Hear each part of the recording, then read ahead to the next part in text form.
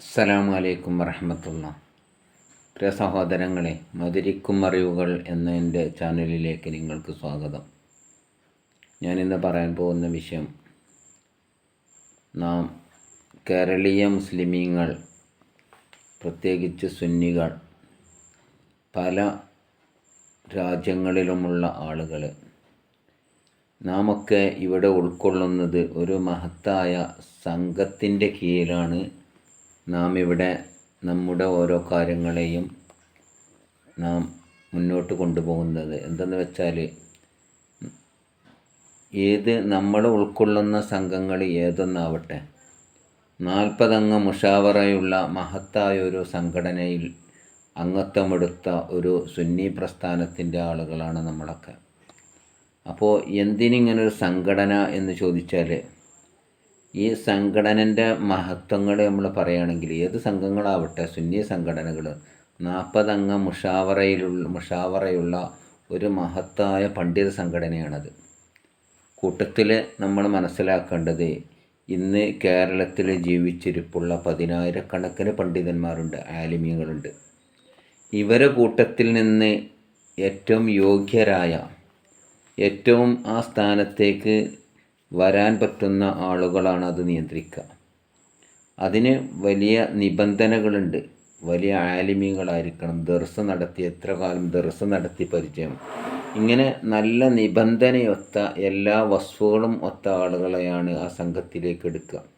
അതുകൊണ്ട് തന്നെ അതിൽ ഒരു അഭിപ്രായം വന്നാൽ, അഭിപ്രായ വ്യത്യാസം ഉണ്ടായാൽ അതിനെ തിരുത്തി കൊടുക്കാൻ വേണ്ടിയിട്ട് സഹോദര സംഘടനകളെന്ന നിലയ്ക്ക് മറ്റുള്ള സംഘത്തിലുള്ള ആളുകളും അങ്ങോട്ടും ഇങ്ങോട്ടൊക്കെ ചർച്ച ചെയ്തുകൊണ്ട് തിരുത്തി ഇവിടെ ദീനുൽ ഇസ്ലാമിൻ്റെ തനതായ രൂപം ഖിയാമത്ത് നാൾ വരെ നിലനിർത്താൻ വേണ്ടിയിട്ടാണ് ഈ സംഘങ്ങൾ പ്രവർത്തിക്കുന്നത്.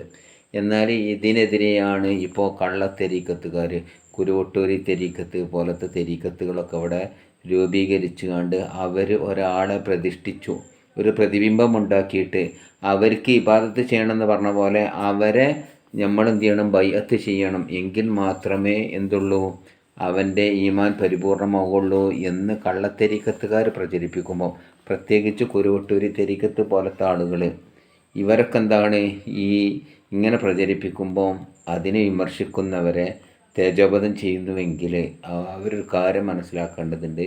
ഈ സംഘങ്ങൾ ഇവിടെ രൂപീകരിച്ചത് തന്നെ മുബ്തദീങ്ങളെയും കള്ളത്തെരീക്കത്തുകാരെയും വിമർശിക്കാൻ വേണ്ടിയിട്ടാണ്. ആ വിമർശനം എന്തിനു വേണ്ടിയിട്ടാണെന്ന് വെച്ചാൽ, ഈ 40 അംഗ മുഷാവറയുള്ള പണ്ഡിതന്മാർ ഈ 10,000-കണക്കിന് ആളുകളിൽ നിന്ന് അതിന് അനുയോജ്യരായ പണ്ഡിതന്മാരെയാണല്ലോ ആ സ്ഥാനത്ത് വെച്ചത്. അപ്പോൾ അവർ പറയുന്നതാണ്, ഈ കള്ളത്തെരീക്കത്തുകാർ 1, 2, 5, 10 ആളുകളുണ്ടെങ്കിൽ 40 ആളുകളുണ്ടായാൽ അതിലൊരു വലിയ ഉണ്ടാകുമെന്നാണ് മൊത്തത്തിൽ പറച്ചിലല്ല. അത് 40 പണ്ഡിതന്മാരല്ല പറഞ്ഞത്, മൊത്തത്തിലുള്ള.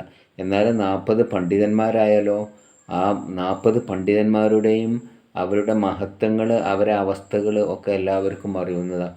അപ്പോൾ ഇത്തരം ആളുകളെ വിമർശിച്ചുകൊണ്ട്, അവരെടുക്കുന്ന തീരുമാനങ്ങളെ വിമർശിച്ചുകൊണ്ട്, അതിൻ്റെ സംഘത്തിൻ്റെ ഈ കീഴ്ഘടകങ്ങളിൽപ്പെട്ട ചില ആളുകൾ സ്വാർത്ഥ താല്പര്യങ്ങൾക്ക് വേണ്ടിയിട്ട് ഇത്തരം സംഘങ്ങളെ വിമർശിക്കുകയും, അതുപോലെ തന്നെ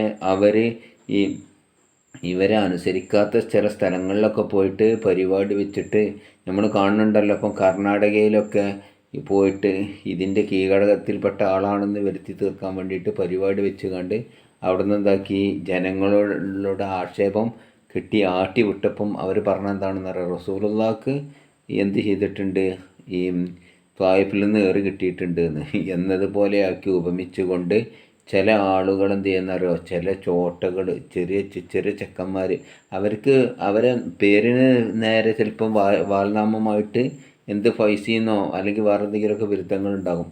എന്നാലും നമ്മൾ ഇവിടെ അവരെ ആലോചിക്കുന്നില്ല. ഈ ഉന്നതമായ സ്ഥാനത്ത് നിൽക്കുന്ന ആളുകൾ ഇവിടെ എന്താണ്, നോക്കുകുത്തികളായി നോക്കി നിൽക്കുന്നവർ വിചാരിച്ചത്. അപ്പം ഇതൊക്കെ നമ്മൾ മനസ്സിലാക്കിയിട്ട് ഇനി ഇവിടുന്നാണ്ടുള്ള കാലം ഇങ്ങനത്തെ മുറിയാലിമീങ്ങൾ ദീൻ പൊളിക്കുമെന്ന് പറഞ്ഞിട്ടുണ്ടല്ലോ, ആ ഒരു അവസ്ഥയിലേക്കാണ് അപ്പോൾ പോകുന്നത്. കാരണം എന്താണെന്ന് വെച്ചാൽ, എല്ലാവരും ഇപ്പം മനസ്സിലാക്കുക, ഞാൻ സംഘത്തിൽ കുറേ പ്രവർത്തിച്ചതല്ല, എനിക്ക് നല്ല പരിചയമുണ്ട്, എനിക്കെല്ലാ കിതാബും തരും, എല്ലാം മനസ്സിലാവും എന്നൊക്കെ തോന്നിക്കാണ്ട് എന്ത് ചെയ്യാണ്, ഉസ്താദുമാർക്കെതിരെ എന്ത് ചെയ്യുക, പ്രസ്താവന ഇറക്കുന്ന ഒരു സാഹചര്യത്തിലൂടെയാണ് നമ്മൾ നീങ്ങിക്കൊണ്ടിരിക്കുന്നത്. ഇത് അവസാന നാളിൻ്റെ അടയാളമല്ലേ? അവസാന നാളിൻ്റെ ലക്ഷണങ്ങൾ ഇങ്ങനെ അടുത്തടുത്ത് വരികയാണ്.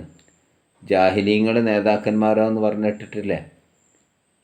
എന്നതുപോലെ ഈ ഭരണകർത്താക്കന്മാർ, ഈ ഭരണകർത്താക്കന്മാർ എച്ചിലിന് വേണ്ടി പണ്ഡിതന്മാർ ഓടുന്നൊരു സാഹചര്യം ഇങ്ങനെയൊക്കെ വരുന്ന അല്ലാഹു റസൂൽ ആദ്യം പ്രവചിച്ചിട്ടുണ്ടല്ലോ. എന്നാൽ പഴയ ആലിമികൾ എന്താ ചെയ്തിരുന്നതെന്ന് വെച്ചാൽ അവർ സ്ഥാനത്തിനെ തൊട്ട് എന്തെങ്കിലും സ്ഥാനം കൊടുക്കുകയാണ്, ഖാദി സ്ഥാനം അല്ലെങ്കിൽ വലിയ ഉന്നത സ്ഥാനം കൊടുക്കുകയാണെന്ന് പറഞ്ഞാൽ അവരെന്താണ് അതിന് വിയോജിപ്പ് പ്രകടിപ്പിക്കുകയും അവർ ഓടി ഒളിക്കുക ചെയ്തിരുന്നെങ്കിൽ ഇന്നെന്താണ് സ്ഥാനം ഒരു സ്ഥാനത്ത് നിന്ന് രാജിവെക്കേണ്ടി വന്നാൽ വേറൊരു സ്ഥാനത്തേക്ക് ഉയരാൻ വേണ്ടിയിട്ട് ഓട്ടം ഓടിക്കൊണ്ടിരിക്കുക.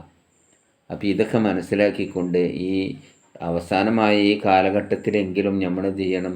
ഈ ഉമ്മത്തിൻ്റെ ഭദ്രത കണക്കിലെടുത്തുകൊണ്ട് ഇത്തരം ആളുകൾ നടത്തുന്ന കുൽസിത ശ്രമങ്ങളെ നമ്മളെല്ലാവരും മഹല്ലുകളിലൊക്കെ എല്ലാവരും ഒറ്റക്കെട്ടായിക്കൊണ്ട് ഇത്തരം ആളുകളെ പരാജയപ്പെടുത്താനെങ്കിലും തയ്യാറാകണം.